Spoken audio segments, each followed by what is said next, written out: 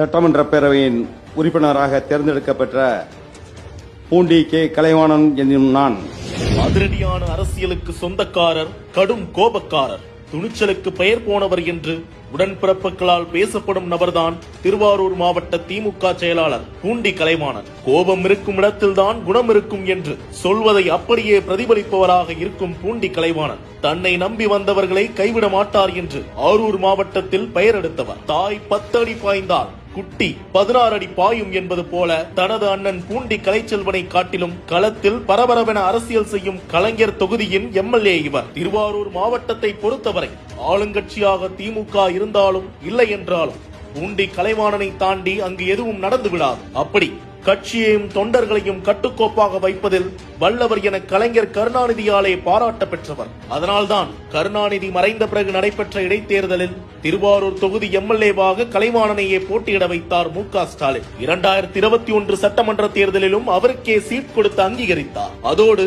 மாவட்டத்தில் உள்ள 4 தொகுதிகளில் 3 தொகுதியை வென்று காட்டி திருவாரூர் திமுக கோட்டை என்பதை மீண்டும் மீண்டும் நிரூபணம் செய்து காட்டியவர் பூண்டி கலைவாணன். பூண்டி கலைவாணனுக்கு முன்னர் திருவாரூர் மாவட்ட செயலாளராக இருந்தவர் அவரது அண்ணன் பூண்டி கலைச்செல்வன். அதிமுக ஆட்சியின் போது மு.க. ஸ்டாலினை தேரிலே அமர வைத்து சாரதியாக மாறி திருவாரூர் முழுவதும் தேரோட்டி தனது ஆளுமையை நிறுவி காட்டியவர். கடந்த